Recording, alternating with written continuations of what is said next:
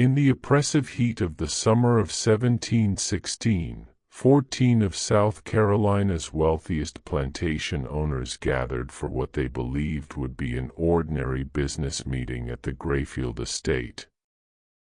Not a single one walked out alive. 3 days later, authorities uncovered a scene that defied all explanation. Charred remains were arranged in a perfect circle around a massive coal furnace. Their hands were bound with iron shackles, their mouths stuffed with raw cotton.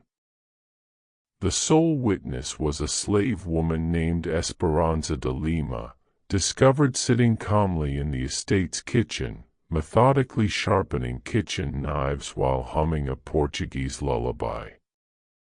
When questioned, she uttered only one phrase in broken English: "Justice burns slower than coal, but burns complete."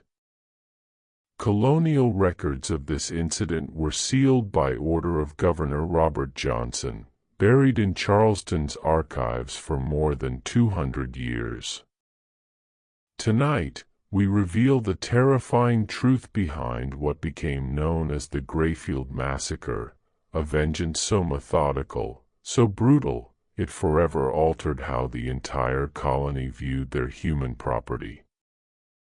Before we continue with the story of Esperanza de Lima and the night that shook colonial South Carolina to its core, I need you to do something for me. Hit that subscribe button and ring the notification bell, because stories like this one, buried by time and concealed by those in power, deserve to be heard. And while you're at it, let me know in the comments what state you're listening from. Are there dark historical secrets hiding in your own backyard? Now, let's step back to 1716 and discover how a woman considered nothing more than property orchestrated one of the most calculated acts of revenge in colonial American history. The story begins not on that horrific night, but 15 years earlier, in the bustling port city of Charleston, South Carolina. The year was 1701, and the colony was experiencing unprecedented prosperity, built on the backs of enslaved Africans who worked the rice plantations stretching along the coastal lowlands. Among the most successful planters was Edmund Grayfield, a second-generation colonist whose family had carved a 3,000-acre empire from the swamplands north of the Ashley River. Grayfield was a man of particular cruelty, even by the harsh standards of his time. Standing over 6 feet tall, with pale blue eyes that seemed to look through people rather than at them, he had earned a reputation for breaking slaves both physically and mentally. His plantation, known as Grayfield Estate, was whispered about in slave quarters throughout the region. It was said that slaves sent there either died within a year or emerged as hollow shells of their former selves. In September of 1701, a Portuguese slave ship named the Santa Maria arrived in Charleston Harbor, carrying 180 souls from the coast of Angola. Among them was a young woman, perhaps 20 years old, who would be given the name Esperanza de Lima by her new owner. What made her different was not immediately apparent to the white colonists who inspected her like livestock at the market. She was of average height and build, with intelligent dark eyes and intricate tribal scarification on her shoulders that told the story of her royal lineage, a story that would remain unknown to her captors. What they did not know was that Esperanza had been the daughter of a powerful village chief, trained from childhood in the arts of strategy, negotiation, and what colonial minds would have dismissed as witchcraft, but was in fact a sophisticated understanding of herbs, poisons, and human psychology. She had watched Portuguese raiders burn her village, murder her father, and enslave her people. In her mind, every white face she encountered was connected to that original sin. Edmund Greyfield purchased her for £42, a considerable sum reflecting her apparent health and youth. He had specific plans for his new acquisition. Greyfield's previous house slave, an older woman named Sarah, had recently died under mysterious circumstances, though everyone on the plantation knew she had been beaten to death for spilling wine on his imported English carpet. From her first day at Greyfield Estate, Esperanza began what would become a 15-year campaign of careful observation and meticulous planning. She learned English quickly but pretended to understand far less than she actually did. She watched. She listened. She remembered every slight, every cruelty, every name mentioned in hushed conversations among the plantation elite. The Greyfield estate was more than a home. It was the unofficial meeting place for what the planters called the Rice Council, a group of 14 plantation owners who controlled the colony's agricultural policies and, by extension, its political future.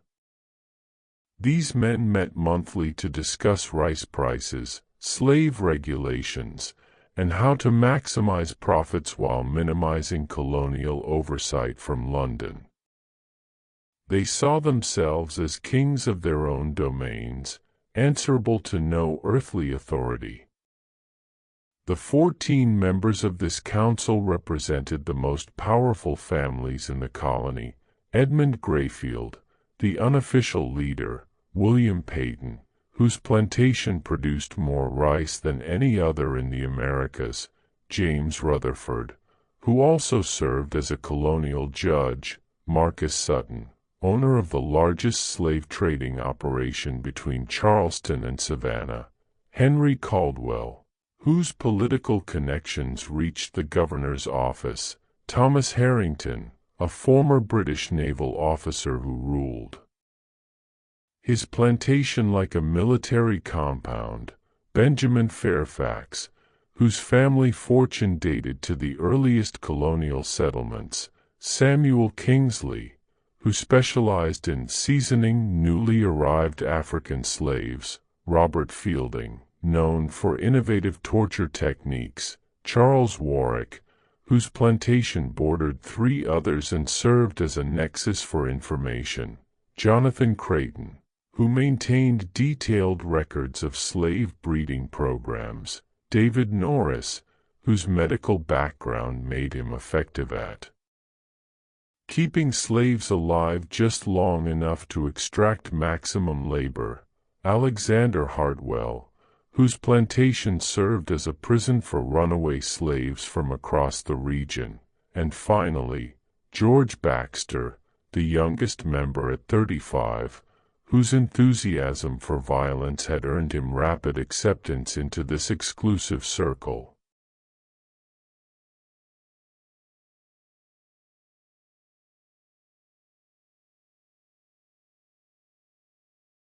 These were not simply cruel men. They were systematically evil, treating human beings as nothing more than agricultural equipment to be used, repaired, and discarded as economics dictated. They shared techniques for breaking rebellious spirits, compared notes on optimal caloric intake to maximize work output, and boasted about their most creative punishments during their monthly gatherings. Esperanza served at these meetings for 15 years, moving silently around the dining room like a shadow, refilling glasses and clearing plates while these men discussed their human property like cattle.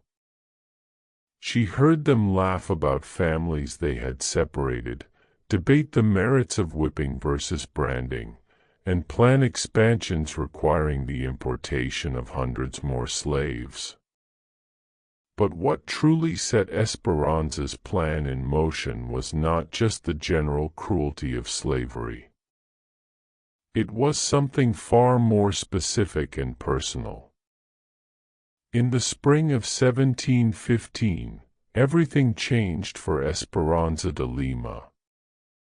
After 14 years of silent servitude, she had done something plantation owners considered impossible. She had maintained her humanity while living in hell. More than that, she had found love. His name was Kwame, though the plantation records listed him simply as Boy Tom. He had been born on the Rutherford plantation in 1693, making him 22 years old when he caught Esperanza's attention.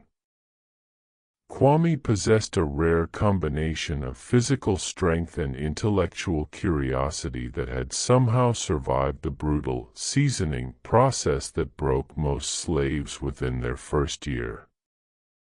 He could read, a skill learned in secret from a sympathetic overseer who had since died, and had been secretly teaching other slaves basic letters and numbers during Sunday rest periods. Kwame and Esperanza began meeting in secret, initially sharing information about the movements and plans of their owners.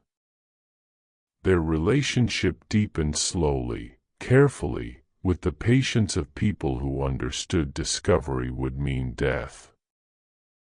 They communicated through a system of songs and gestures that appeared to be nothing more than typical slave behavior to white observers but carried detailed messages about escape routes, friendly contacts, and opportunities for resistance.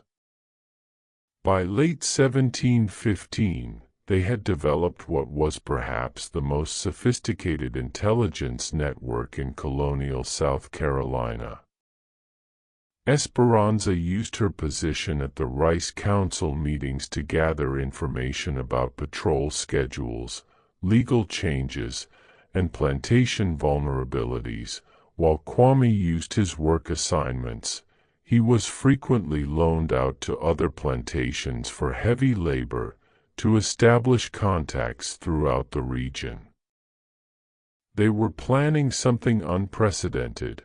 Not a simple escape affecting only themselves, but a coordinated uprising that could potentially free hundreds of slaves across multiple plantations. They had identified sympathetic whites, mapped safe houses, and even established contact with free black communities in Spanish Florida who could provide sanctuary. But their careful planning was undone by simple human emotion. On March 15, 1716, Edmund Grayfield announced at the monthly Rice Council meeting that he had decided to expand his breeding program. He had identified several prime specimens among his female slaves who would be paired with males from other plantations to produce what he called superior working stock. The program would begin immediately, with selected females moved to a separate compound where they would be monitored constantly to ensure successful pregnancies. Esperanza's name was at the top of his list. When she overheard this conversation while serving wine to the council members, her face remained impassive, but something fundamental shifted inside her.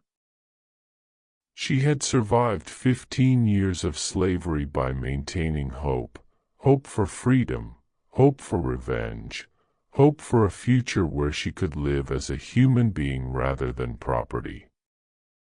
Now Grayfield was planning to reduce her to nothing more than a breeding animal. That night, she met Kwame at their usual spot, a fallen cypress tree deep in the plantation's rice fields, where the sound of their voices would be masked by insects and night birds. She told him about Grayfield's plan, and they both understood what it meant. Once she was moved to the breeding compound, their contact would become impossible. Their intelligence network would collapse. Their planned uprising would die before it began. Desperate, Kwame urged they run that very night. He had made contact with a Spanish trader who could smuggle them to St. Augustine within a week. They could be free, start a new life, maybe even find a way to help other slaves from relative safety. But Esperanza refused. "Running saves us," she told him in their native Portuguese, a language they used only for their most private conversations. "But it changes nothing for our people. These men will continue their evil. More ships will arrive. More families will be destroyed. More children will grow up as property." She had spent 15 years watching these 14 men make decisions affecting thousands of lives with casual cruelty.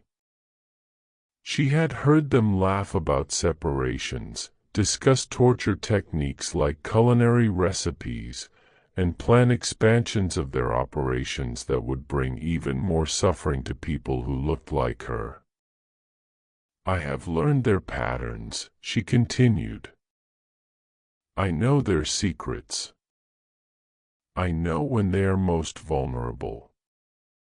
We have one chance to send a message that will be remembered forever. One chance to make them afraid the way they make us afraid." Kwame understood what she was suggesting, and he was terrified, not of death. Slaves lived with that constant threat, but of the systematic torture that would precede execution if they were caught. He had seen what happened to slaves who raised their hands against whites. The punishments were designed to break the spirits of every other slave who witnessed them. But he also understood Esperanza was right. Their planned escape would save 2 lives while leaving the system intact. Her alternative was unthinkably dangerous, but it offered the possibility of something greater, a blow against slavery itself that might inspire others, or at least make slave owners think twice about their casual cruelty. They spent the next 2 weeks refining a plan that was part intelligence operation, part psychological warfare, and part tactical strike. Esperanza would use her access to the monthly Rice Council meeting to create an opportunity for devastating retaliation. Kwame would handle logistics, acquiring materials, establishing alibis for sympathetic slaves, creating contingency plans.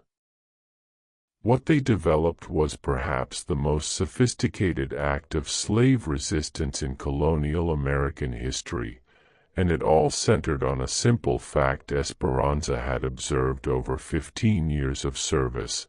The Rice Council members were so confident in their absolute power that they had become careless about their personal security. The monthly meeting scheduled for June 23, 1716, would be their last. June 23, 1716, dawned with the oppressive heat that made South Carolina summers nearly unbearable for everyone except those who had grown up with the climate of equatorial Africa. Esperanza woke before sunrise, as she had every day for 15 years, and began her morning routine. But today was different. Today was the culmination of 15 years of careful observation, meticulous planning, and suppressed rage. The monthly Rice Council meeting was scheduled to begin at 2 in the afternoon, giving the 14 plantation owners time to travel to Grayfield Estate and conduct preliminary business. These meetings typically lasted 4 to 6 hours, depending on the agenda and the amount of imported rum Edmund Grayfield provided for his guests. Esperanza had spent weeks studying patterns of previous meetings, noting everything from seating arrangements to bathroom breaks to the timing of agenda items. She knew Marcus Sutton always arrived early to conduct private business with Grayfield. She knew Benjamin Fairfax had a weak bladder and would excuse himself approximately every 90 minutes. She knew discussion of rice prices always happened before dinner, while conversations about slave management occurred afterward, when rum had loosened their tongues. Most importantly, she knew about the coal furnace. Grayfield Estate had been built in 1695 with a massive kitchen designed to feed not only the main house but also overseers, craftsmen, and domestic slaves. The centerpiece was an enormous coal-burning furnace imported from Britain at considerable expense. Unlike wood-burning fireplaces, this furnace could maintain extremely high temperatures for extended periods, ideal for large-scale cooking. The furnace stood nearly 8 feet tall and 4 feet square, built of imported firebrick and surrounded by iron fixtures for hanging pots, supporting spits, and regulating airflow. When fully stoked with coal, it could reach temperatures exceeding 2,000 degrees Fahrenheit, hot enough to melt copper and silver. Grayfield took enormous pride in this furnace, often showing it to visitors as an example of his prosperity. What Grayfield didn't know was that Esperanza had been secretly studying the furnace's operation for months, learning how to control its temperature, maintain maximum heat, and manipulate airflow to create specific conditions. She had also been gradually stockpiling coal in a storage room adjacent to the kitchen, telling overseers that Mr. Grayfield had ordered extra fuel for a planned expansion of cooking operations. 3 days before the meeting, Esperanza received devastating news that solidified her resolve beyond any possibility of doubt. Kwame had been sold. James Rutherford had decided his plantation needed additional field hands for an expansion project and had convinced Grayfield to sell him Boy Tom for £60. The transaction would be completed immediately after the Rice Council meeting, with Kwame transferred to the Rutherford plantation the following morning. When Esperanza learned of this sale, she understood her window of opportunity was closing forever. In 3 days, she would lose the men she loved, be forced into a breeding program that would destroy her spirit, and watch helplessly as the Rice Council continued its systematic brutalization of her people. The time for patience had ended. That evening, she met Kwame for what they both knew would be the last time. They spoke in whispers beside the fallen cypress tree, sharing 15 years of memories compressed into a few precious hours. Kwame begged her one final time to abandon her plan and run away with him that very night. There was still time to escape to Spanish Florida, still time to build a life together away from the horror of plantation slavery. But Esperanza's mind was made up. These men believe they are gods, she told him. They believe they can do anything to us without consequence. Tomorrow I will show them they are wrong. I will show them that we are human beings, not animals, and that human beings fight back when pushed beyond endurance. Kwame understood arguing was useless.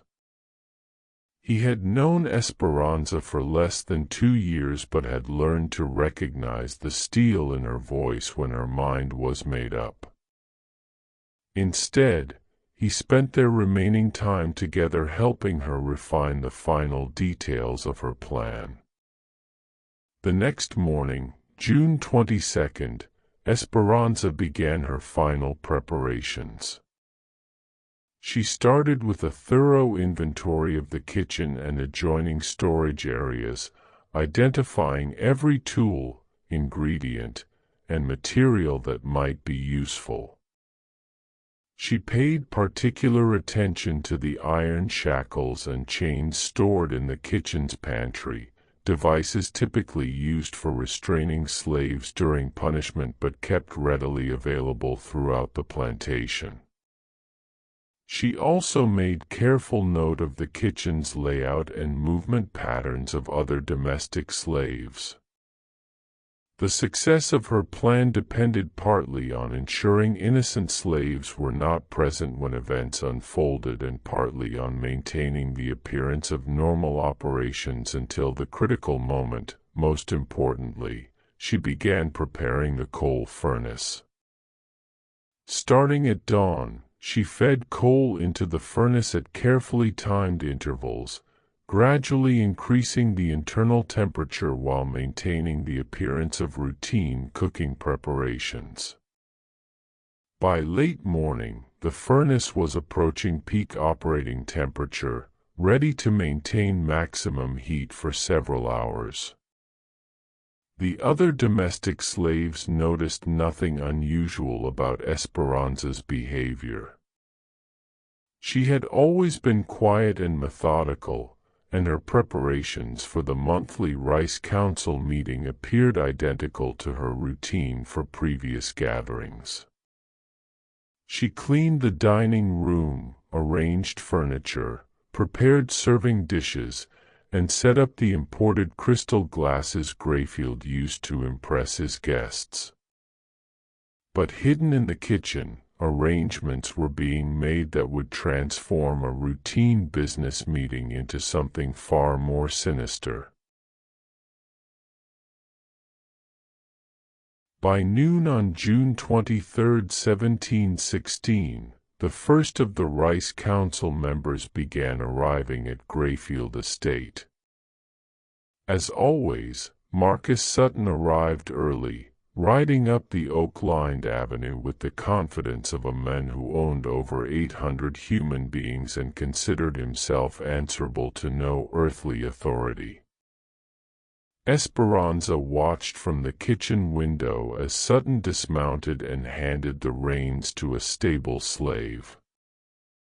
At 53, Sutton was one of the older council members, his body showing the effects of decades of rich living.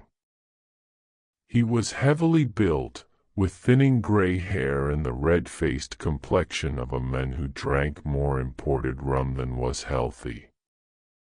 But his eyes remained sharp and calculating, the eyes of someone who had built his fortune by viewing human beings as commodities to be bought, sold, and exploited with maximum efficiency. Sutton's plantation specialized in what was euphemistically called seasoning, the brutal process of breaking newly arrived African slaves and teaching them to accept their condition as permanent and inescapable. Slaves who proved particularly resistant were often sold to Sutton, who had developed increasingly creative methods for destroying their will. His techniques had become so refined that other plantation owners regularly sent their problem slaves to his operation, paying premium prices for his services. Edmund Grayfield greeted Sutton at the front door with the elaborate courtesy plantation owners reserved for each other while treating their slaves like livestock. The two men retired to Grayfield's private study to discuss business matters too sensitive for the larger group, primarily new techniques for slave control and strategies for lobbying the colonial government to reduce restrictions on slave importation. Over the next hour, the remaining 12 council members arrived in small groups, their carriages and horses creating a traffic jam around the circular drive. Esperanza recognized each man as he arrived, having served at enough meetings to know their faces, voices, and particular areas of expertise in the management of human property. William Peyton arrived with his usual retinue of armed overseers, a precaution adopted after a recent slave rebellion attempt on his plantation was narrowly suppressed. James Rutherford came alone, but his horse bore distinctive silver-mounted pistols advertising his dual role as plantation owner and colonial magistrate. Henry Caldwell traveled in an elaborately decorated carriage displaying his family's coat of arms, a pretentious affectation highlighting his political connections and social ambitions. Each arrival was greeted with ceremonial courtesy, the same exchange of pleasantries about weather, crops, and the persistent Indian problem along the frontier. These men saw themselves as founding fathers of a great civilization, pioneers transforming wilderness into productive agricultural land that would feed the growing cities of colonial America. What they refused to acknowledge was that their civilization was built on a foundation of systematic brutality, that their wealth came from the unpaid labor of thousands treated worse than livestock, and that their political influence existed primarily to perpetuate and expand this system of exploitation. At 2 o'clock precisely, Edmund Grayfield called the monthly meeting to order in his formal dining room.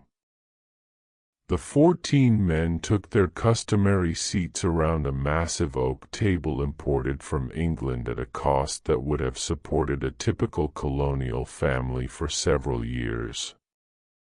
The table's polished surface reflected light from dozens of candles arranged in silver candelabras, creating an atmosphere of wealth and sophistication that reinforced their sense of superiority. Esperanza began serving the meal with her usual efficiency, moving silently around the table as these men discussed the business of slavery with the casual brutality that had characterized their previous 180 monthly meetings. She had heard variations of these conversations hundreds of times, but today she listened with particular attention to every word, every tone, every casual reference to human suffering.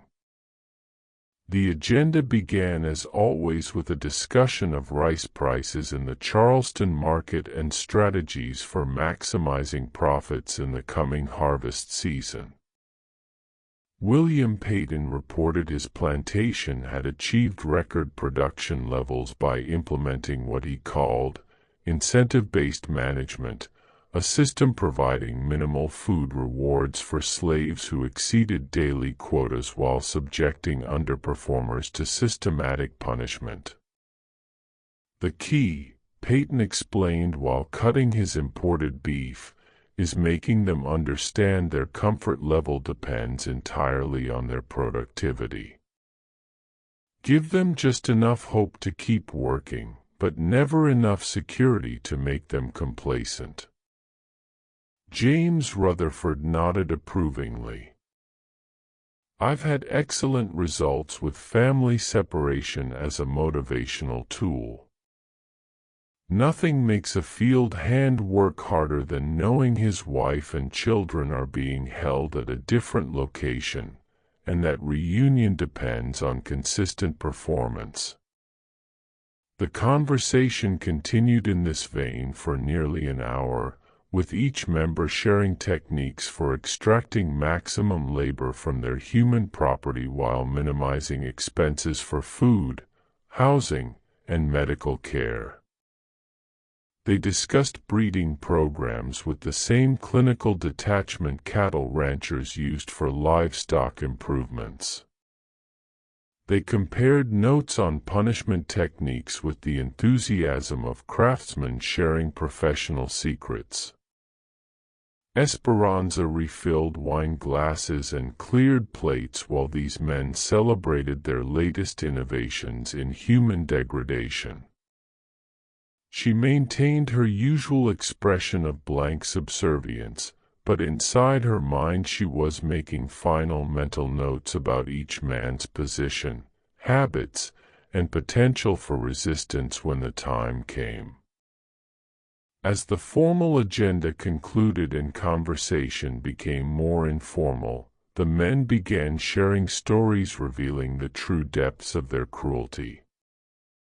Marcus Sutton described a new torture device imported from the Caribbean, a metal cage barely large enough for a human body, suspended in full sunlight, that could literally cook rebellious slaves to death over several days.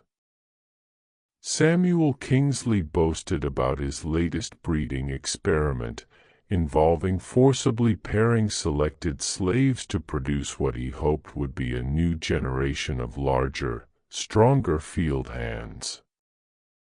But it was George Baxter, the youngest council member, who provided the final catalyst for what was about to unfold. "Gentlemen," Baxter announced as Esperanza poured brandy for post-dinner drinks, "I have exciting news about a new business opportunity. The Spanish are paying premium prices for experienced slaves in their South American territories. I'm proposing we pool our resources to purchase a large ship and begin systematic exportation of our older, less productive stock." The room erupted in enthusiastic discussion as the 14 men began calculating potential profits from selling their human property to Spanish colonies where working conditions were even more brutal than in South Carolina. They debated logistics, discussed political connections who could facilitate permits, and estimated how many slaves they could export while maintaining adequate labor forces. As Esperanza listened to these men plan the destruction of even more lives, she felt something inside her snap. For 15 years, she had maintained her sanity by telling herself their cruelty had limits, that even these evil men would eventually recognize some boundaries of human decency. But there were no limits. There were no boundaries. Their capacity for causing suffering was constrained only by economic considerations and their own imagination. It was time to show them what it felt like to be powerless. At exactly 9:47 p.m., according to the imported German clock in Grayfield's dining room, Esperanza de Lima made her move. The 14 Rice Council members had finished their formal business and settled into the comfortable after-dinner conversation that typically concluded their monthly meetings. The room was warm with body heat and candlelight, filled with the smell of imported tobacco and expensive brandy. Most men had loosened their formal attire and adopted the relaxed posture of people who believed themselves completely secure in their dominance. They were discussing Samuel Kingsley's proposal to establish a formal breeding registry tracking bloodlines across all their plantations, creating what they envisioned as a superior class of slaves bred for intelligence, strength, and docility. The conversation had become technical, almost academic, as they debated genetic principles with the same detached interest they might bring to discussions of crop rotation or soil improvement. None noticed when Esperanza excused herself from the dining room, ostensibly to retrieve additional brandy from the kitchen. None observed her careful movements as she secured every exit from the main house except the kitchen door. None realized she had been gradually increasing the coal furnace's temperature throughout the evening, bringing it to a heat level dangerous even for cooking purposes. Her plan was elegant in its simplicity and terrifying in its implications. Over the previous several days, she had used her access to the estate's storage areas to position iron shackles and chains at strategic locations throughout the house. These restraint devices, normally used for punishing rebellious slaves, were now distributed so she could quickly secure anyone she encountered. She had also prepared a special mixture based on knowledge passed down from her grandmother, a combination of local herbs that could render someone unconscious within minutes if absorbed through food or drink. This mixture had been carefully added to the brandy decanter she had been serving throughout the evening. As the Rice Council members continued their discussion of human breeding programs, the first effects of Esperanza's preparation began to manifest.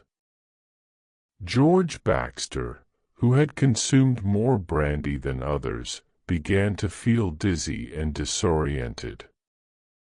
He attributed this to heat and alcohol, but within minutes he was slumping in his chair, struggling to maintain consciousness.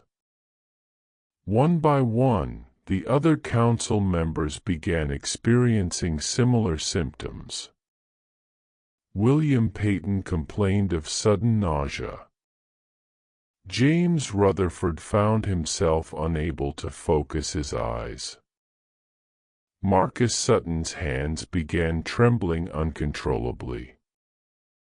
Edmund Grayfield was the first to realize something was seriously wrong. "Gentlemen," he said, his voice already slurring slightly, "I believe we may have been." "Someone has," but before he could complete the thought, his legs gave way and he collapsed onto the imported Persian carpet that had cost him more than most colonists earned in a year.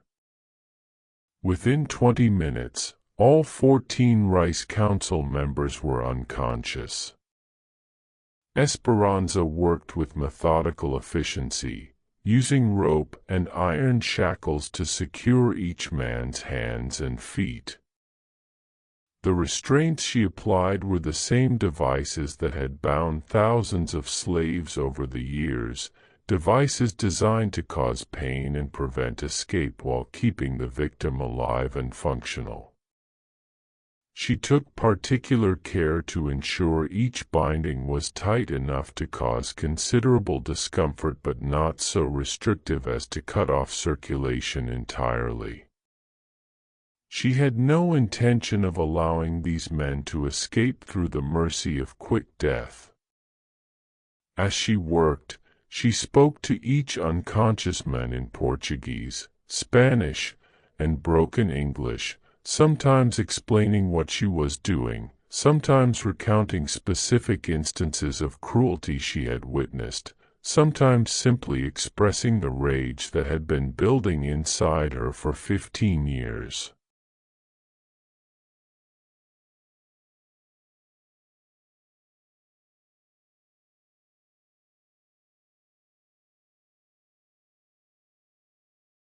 "You sell my Kwame like he is cow," she whispered to James Rutherford as she secured iron shackles around his ankles. You buy and sell people like they are nothing. Tonight you learn what it feels like to be nothing. To Marcus Sutton, she said, you break spirits. You teach people to stop being human. Tonight I teach you what broken spirit feels like. To Edmund Grayfield, her voice carried 15 years of suppressed hatred. You own me. You think you can do whatever you want to me. You think I am animal. Tonight you see what animals do when they have no choice left. Once all 14 men were securely restrained, Esperanza began the most labor-intensive part of her plan. One by one, she dragged each unconscious body from the dining room through the house to the kitchen. This process took nearly 3 hours, as each man weighed considerably more than she did, and she had to move carefully to avoid making noise that might alert other slaves or overseers still awake. By 2 a.m., all 14 Rice Council members were arranged in a circle around the massive coal furnace, their feet pointing toward the center, their hands secured behind their backs with iron shackles, their mouths stuffed with raw cotton to prevent them from calling for help when they regained consciousness.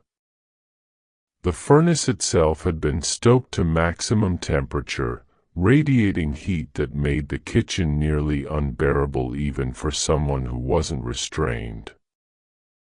Esperanza had calculated that the combination of extreme heat, dehydration, and restricted movement would create prolonged torture, giving these men time to contemplate their fate while slowly dying in agony.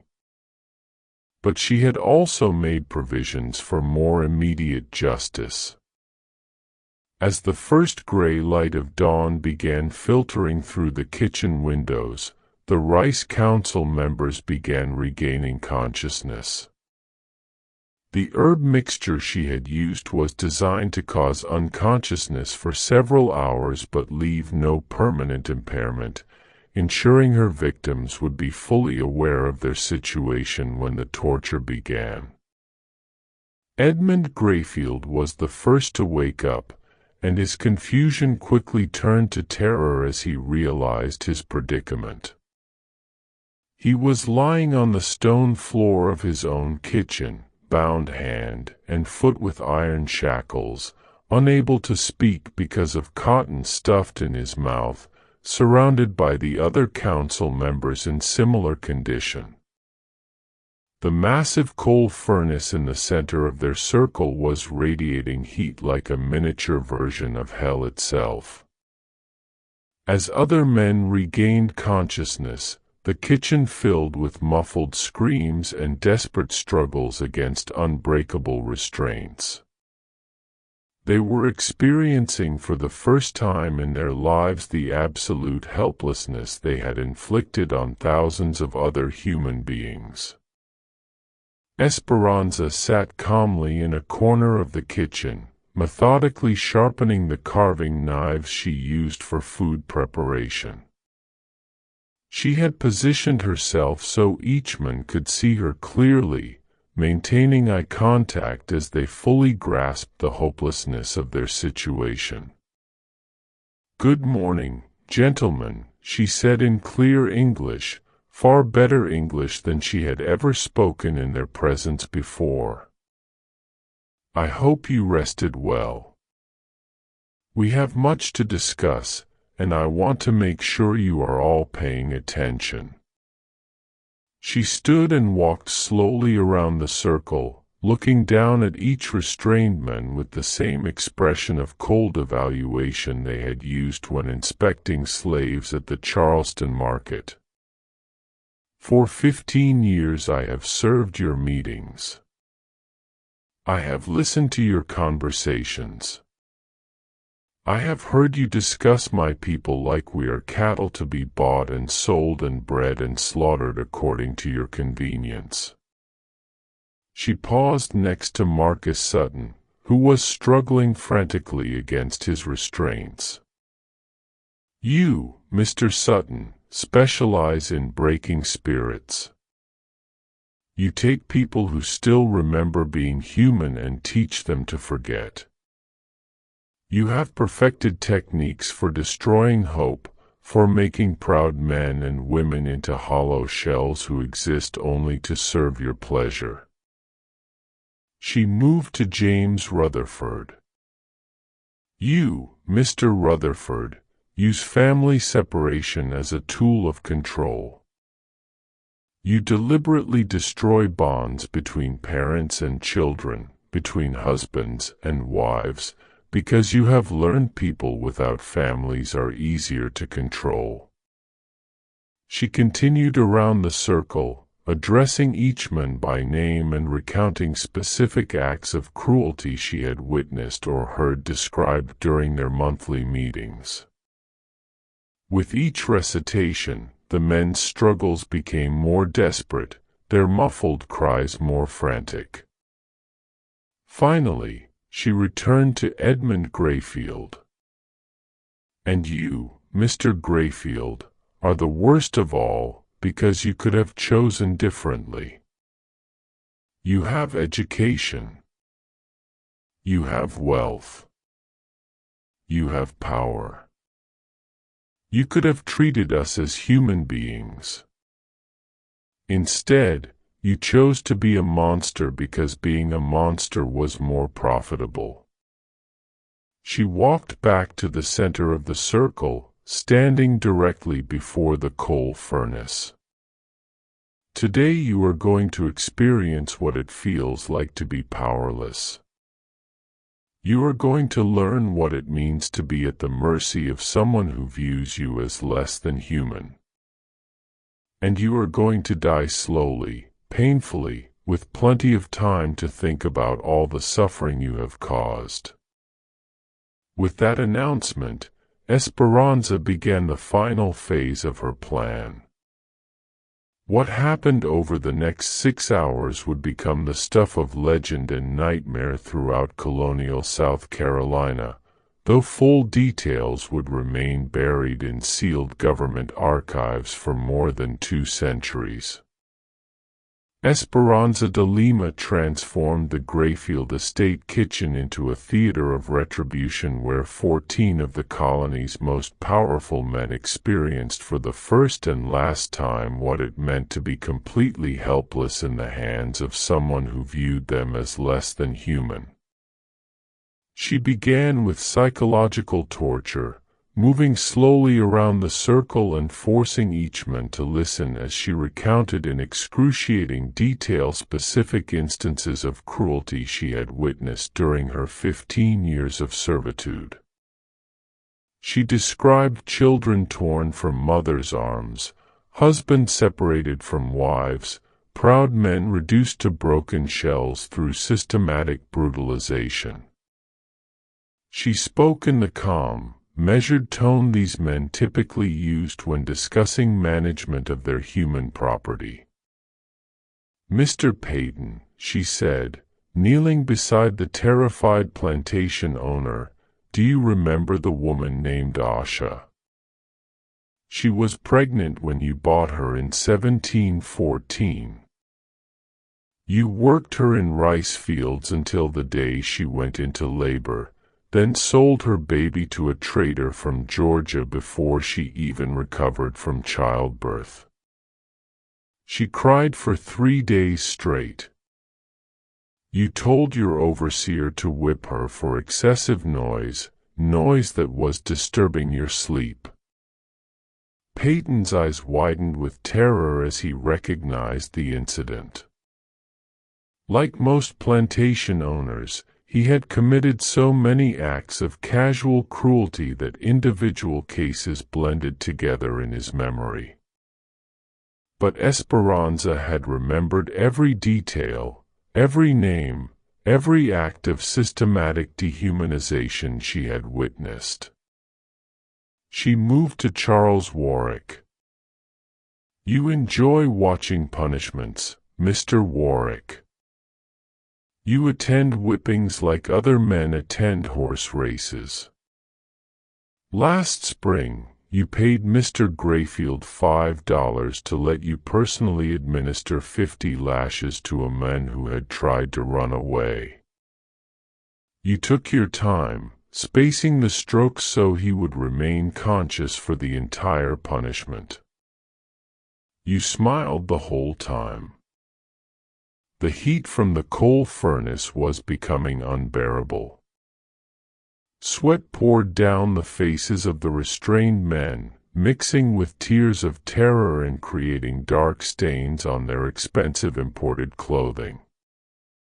Several already showed signs of heat exhaustion, rapid breathing, flushed skin, the glazed look preceding collapse. But Esperanza was not finished with psychological retribution.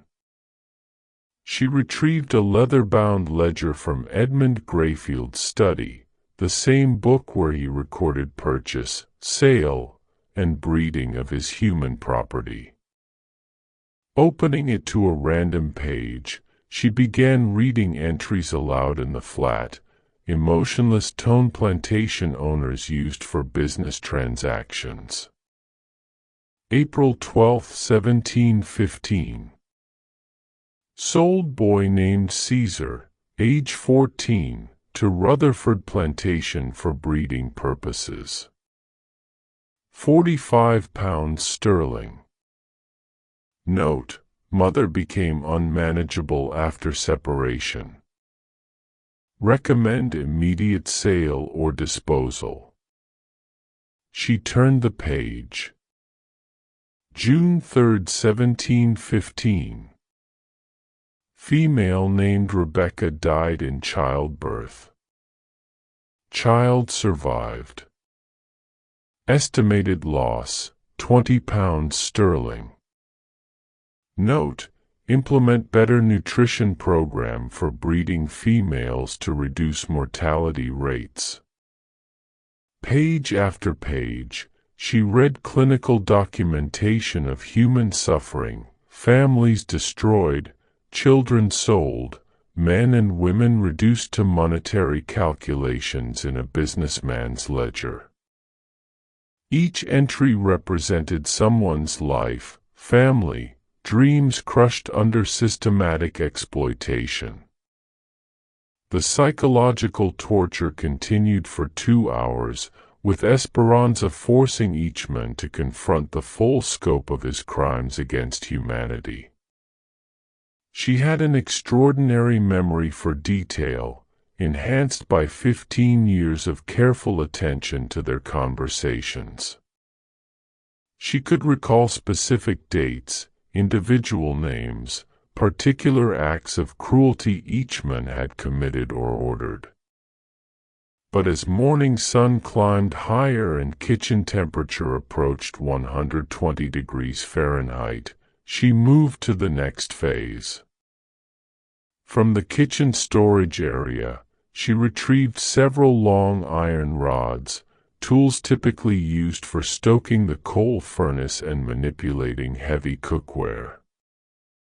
She placed these rods directly into the furnace's flames, where they quickly heated to cherry-red temperatures that would cause excruciating burns on contact with human flesh. "Gentlemen," she announced, "you have spent years perfecting techniques for causing pain without causing immediate death. You have learned how to torture people for maximum effect while keeping them alive and functional. Today I will demonstrate that your students have been paying attention." She withdrew the first iron rod from the furnace. The metal glowed like captured sunlight, radiating heat felt from several feet away. Moving to Edmund Grayfield, she held the rod close enough to his face that he could feel intense heat without making contact. "This is for every slave you have branded like cattle," she said calmly. "This is for every human being you have marked as your property. What happened next was too brutal to describe in detail. But screams echoing through the Grayfield estate kitchen could be heard by slaves working in fields nearly a quarter-mile away. The sound was unlike anything they had ever heard before, desperate, agonized cries of men who had never experienced genuine helplessness and were discovering what their victims had endured for decades. Esperanza worked methodically, applying heated iron to each man in turn, targeting non-fatal areas causing maximum pain while ensuring her victims remained conscious and aware. She had learned from observing their own torture techniques, understanding exactly how much damage the human body could sustain while maintaining capacity for suffering.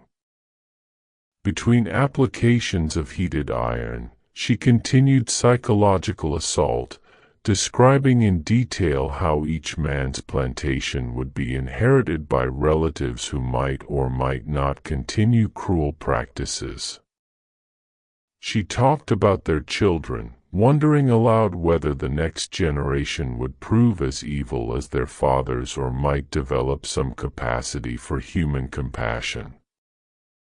"Your son, William," she said to Marcus Sutton as he writhed in agony, "he is only 16 years old.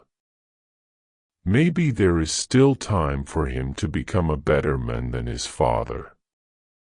Maybe when he learns what happened to you, he will decide treating people as property is too dangerous." The psychological impact was as devastating as physical torture.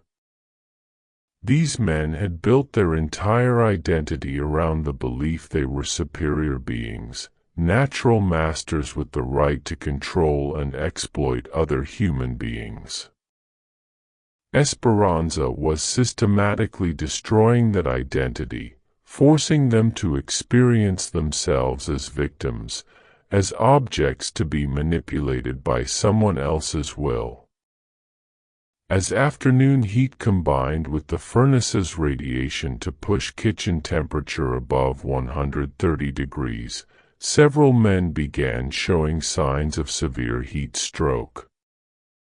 Their skin turned red and dry. Their breathing became rapid and shallow. Their struggles against restraints grew weaker and more desperate. But Esperanza had planned for this contingency. She had no intention of allowing them to escape through unconsciousness or heat-induced delirium. Using techniques learned from her grandmother, she applied wet cloths to their foreheads and forced small amounts of water into their mouths, keeping them conscious and aware while their bodies slowly cooked in superheated air. "You must stay awake," she told them. "You must remain alert. Death is a mercy, and you have not earned mercy yet." Torture continued through the hottest part of the afternoon, with Esperanza maintaining the furnace at maximum temperature while systematically applying heated iron rods to each man's body. She targeted hands, feet, and faces, areas causing excruciating pain while remaining visible as permanent reminders of their experience. But perhaps the most devastating aspect was not physical suffering but the complete reversal of power relationships it represented. For the first time in their lives, these 14 men were experiencing what their slaves endured every day, the knowledge that another human being had complete control over their bodies, comfort, very survival. They were learning what it meant to be property. As evening approached and shadows fell across the kitchen floor, Esperanza prepared for the final act of her carefully orchestrated revenge.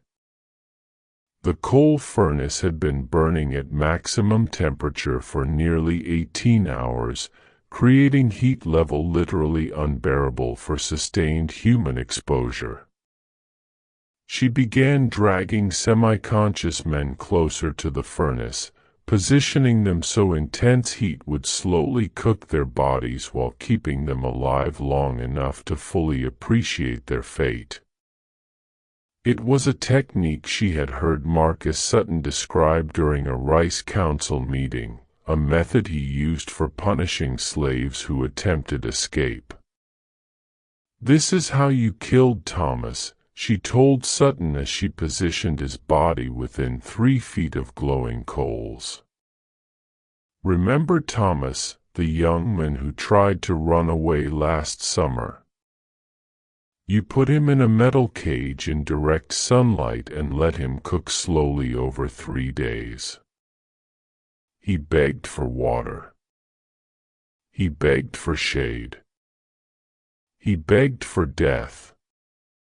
You ignored all his pleas because you wanted other slaves to witness his suffering. One by one, she arranged all 14 men in positions where the furnace's radiant heat would slowly kill them while leaving them conscious long enough to contemplate their crimes. The psychological impact was as important to her as physical destruction. She wanted them to understand with perfect clarity they were dying because of choices they had made, actions they had taken, lives they had destroyed. As the sun set on June 24, 1716, the kitchen of Grayfield Estate contained 14 dying men experiencing for the first and last time what it felt like to be completely powerless in the hands of someone who viewed them as less than human. Screaming had stopped hours earlier, replaced by weaker sounds of men whose vocal cords had been damaged by prolonged crying. The kitchen filled with the smell of burning flesh and the sound of labored breathing as 14 of colonial South Carolina's most powerful citizens slowly roasted to death beside the same furnace they had used to prepare meals served by people they had enslaved. Esperanza sat in her corner, still methodically sharpening kitchen knives, humming the Portuguese lullaby her mother had sung to her in the village Portuguese raiders had destroyed 20 years earlier. She was no longer looking at the dying men, but her ears remained alert to their breathing, ensuring none escaped into unconsciousness before experiencing the full measure of justice she had planned. As midnight approached, the last Rice Council member finally succumbed to the combination of heat, dehydration, and burns that had been slowly killing them throughout the day. Edmund Grayfield was the final survivor, his constitution strengthened by years of rich living and medical care never available to his slaves. His last coherent words, spoken in a whisper barely audible above burning coal, were a pathetic attempt at bargaining. "Please. I can give you money, freedom, whatever you want." Esperanza looked at him with the same expression of mild interest he had used when inspecting slaves at the Charleston market.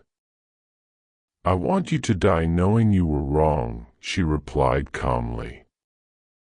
"You are not superior.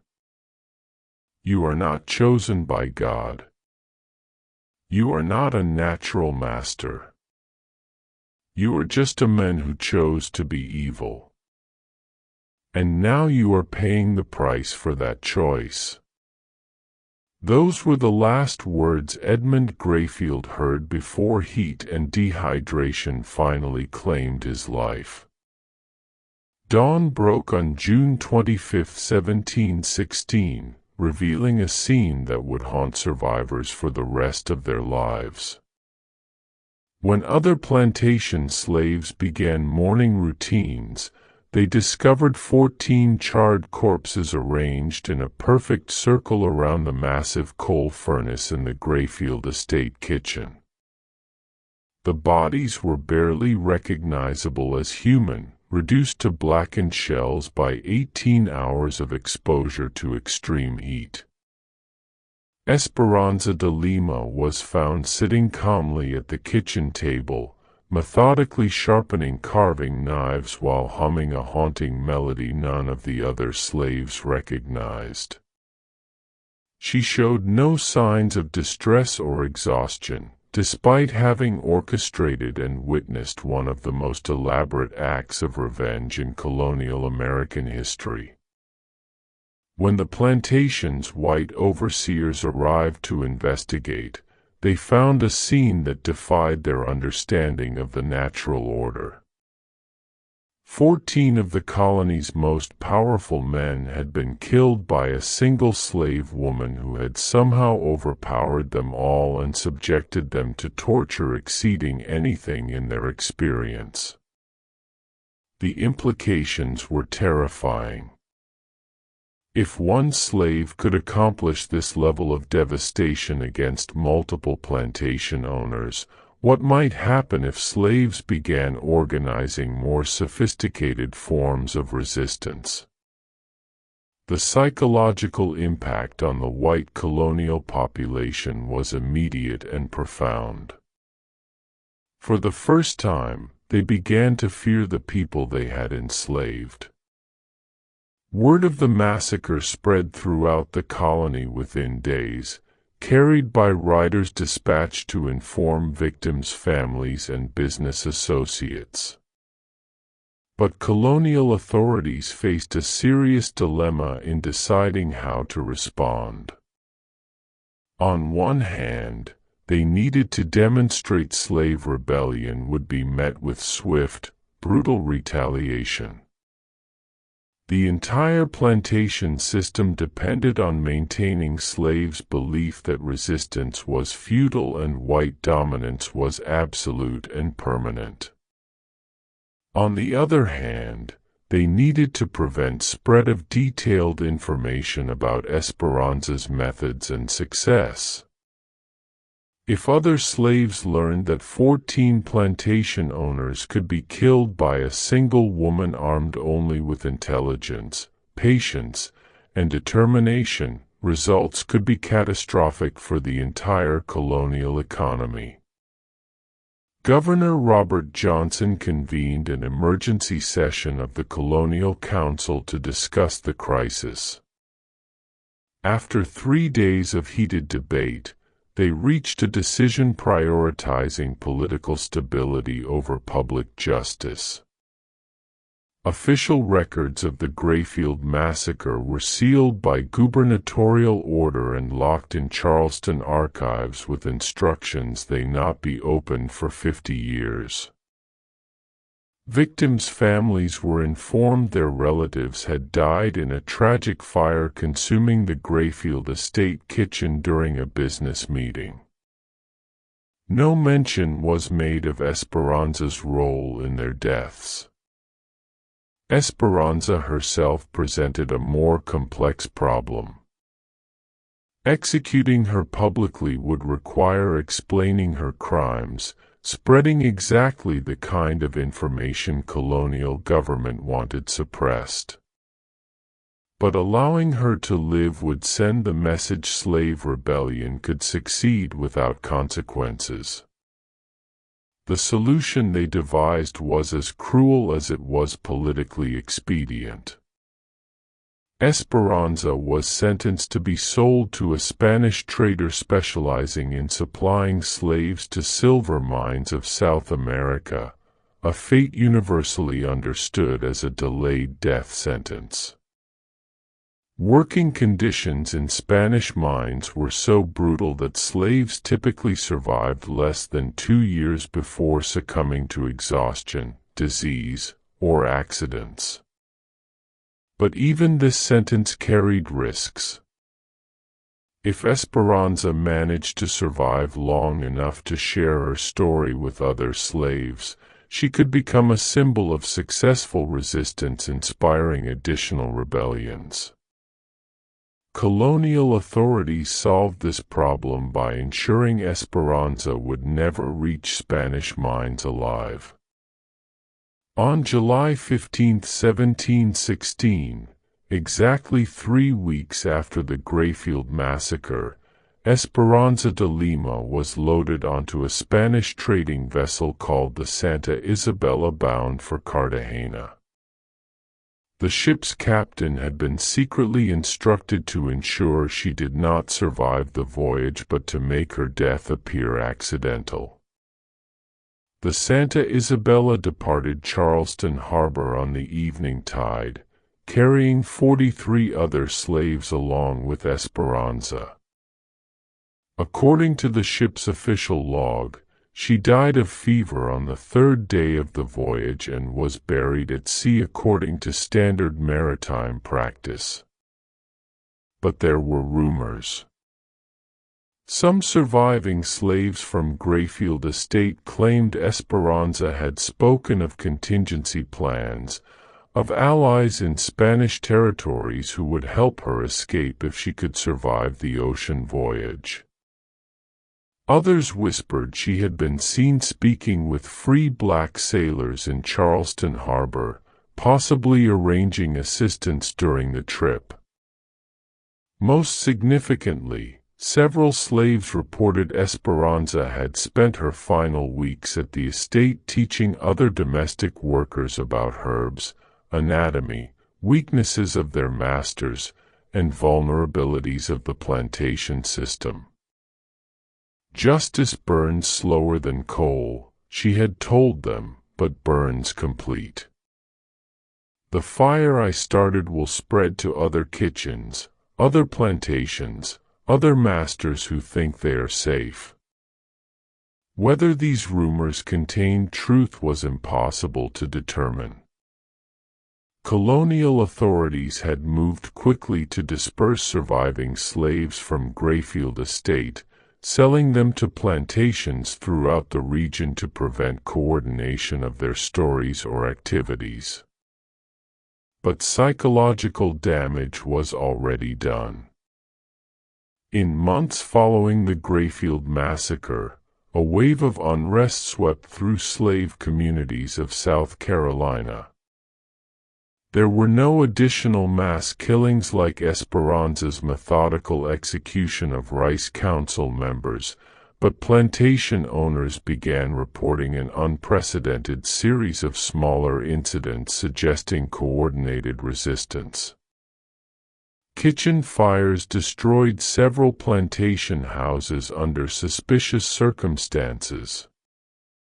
Valuable livestock died mysteriously after consuming possibly poisoned feed. White overseers suffered unusual accidents at precisely moments when they were most vulnerable. Tools and weapons disappeared from storage areas only to be found days later in locations suggesting slave involvement. Most disturbing to colonial authorities, slaves began demonstrating knowledge of their owners' personal habits, business arrangements, and family relationships far beyond what their duties should have provided. It was as if an intelligence network had developed throughout the plantation system with information flowing freely between properties previously isolated from each other. Psychological impact on the white colonial population was profound and lasting. Plantation owners who had previously moved through their properties with casual confidence now traveled with armed escorts and avoided predictable routines. Monthly meetings that had been a cornerstone of Rice Council coordination were suspended indefinitely, as no one wanted to gather in large groups presenting attractive targets for revenge. Some plantation owners began modifying treatment of slaves, not out of moral awakening, but from practical fear. If slaves were capable of sophisticated planning and execution Esperanza had demonstrated, then maintaining loyalty through slightly better treatment might be a wise investment in personal security. But other owners moved in the opposite direction, implementing even harsher controls and punishments, attempting to terrorize slaves into submission. These plantations experienced higher rates of escape attempts, work slowdowns, and mysterious accidents, suggesting their strategies were backfiring. Colonial government responded by implementing new laws restricting slave movement, prohibiting gatherings of more than 3 slaves without white supervision, and mandating harsh penalties for any slave caught with weapons or tools that could be used as weapons. But these laws were difficult to enforce across the scattered plantation system, and they may have actually encouraged more sophisticated forms of resistance by driving slave organization underground. Perhaps most significantly, the story of Esperanza de Lima began circulating through networks of free black communities, underground railroad stations, and sympathetic white abolitionists beginning to organize opposition to slavery. Her name became a symbol of resistance, inspiring other acts of rebellion throughout the American colonies.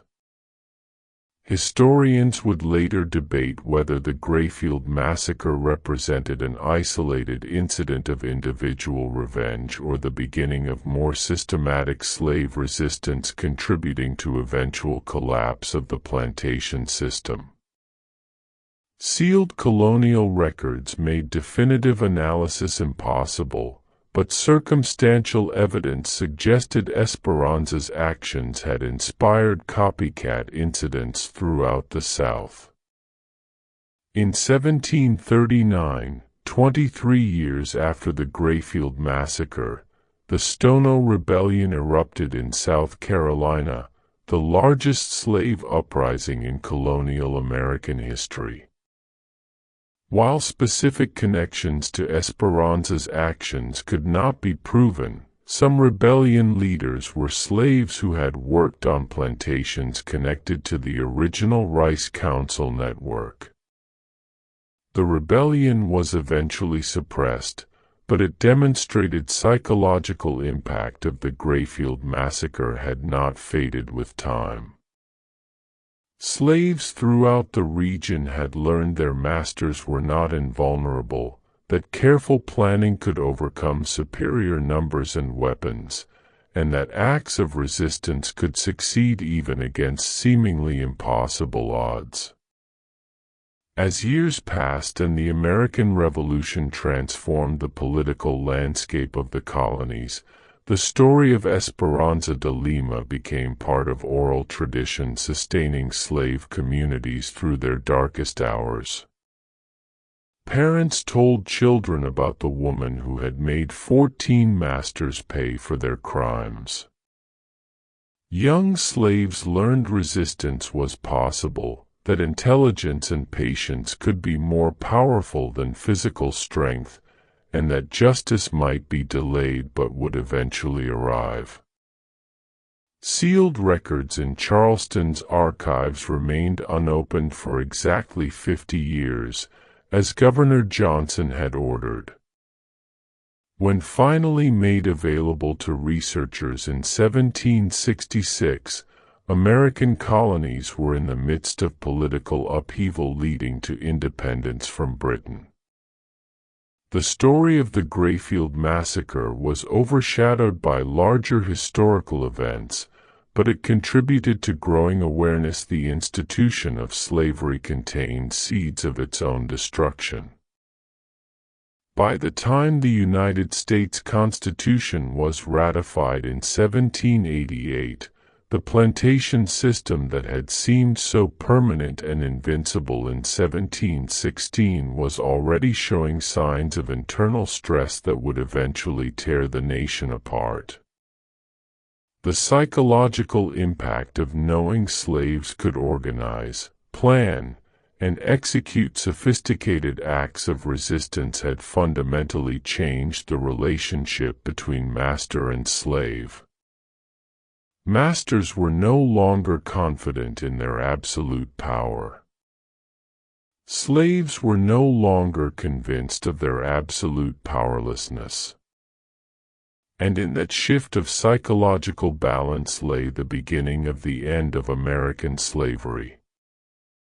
In years following the Grayfield Massacre, whispers of truth began emerging from unexpected sources. A Spanish ship's clerk, writing in his private journal during a voyage to Cartagena in late 1716, recorded an extraordinary conversation with a Portuguese-speaking woman secretly transferred from the Santa Isabella during a supply stop in Havana.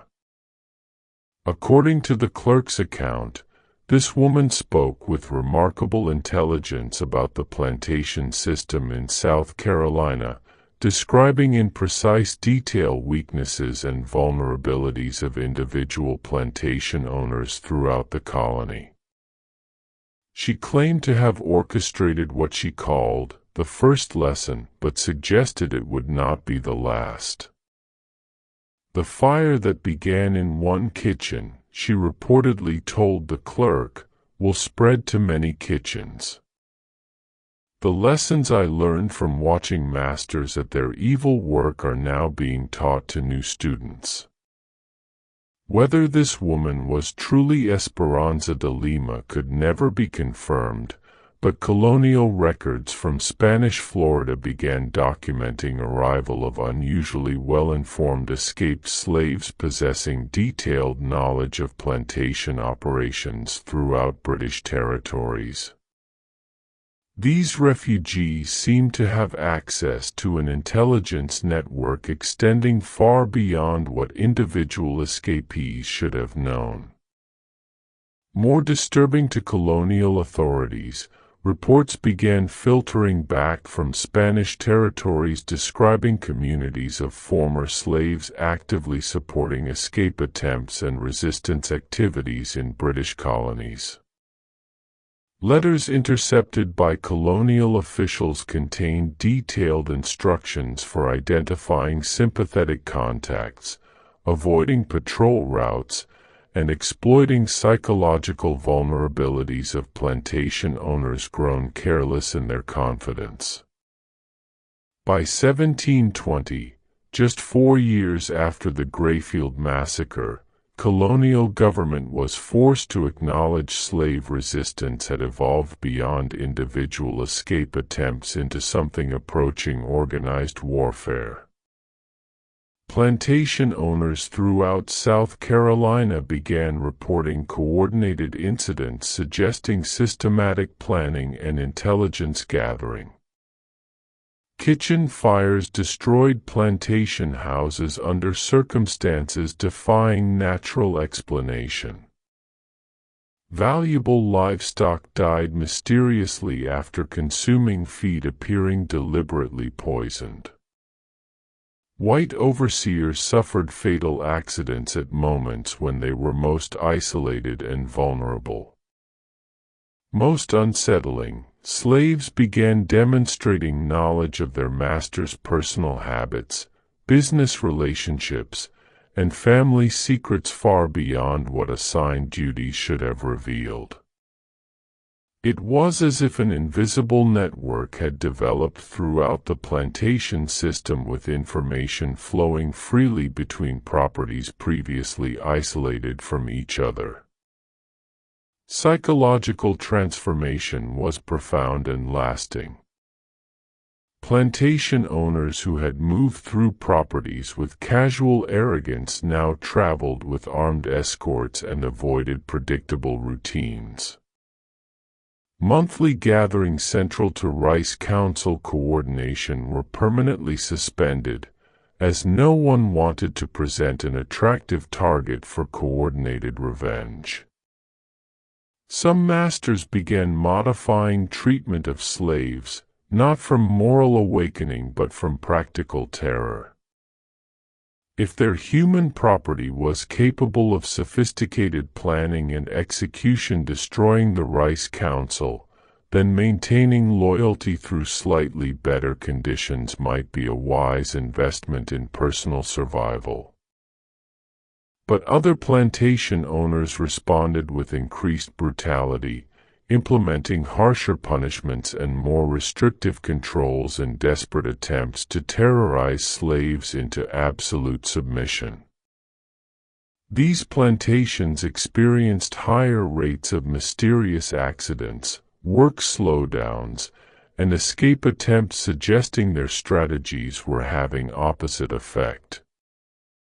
Colonial government imposed new laws restricting slave movement, prohibiting gatherings, and mandating severe penalties for any slave found with potential weapons.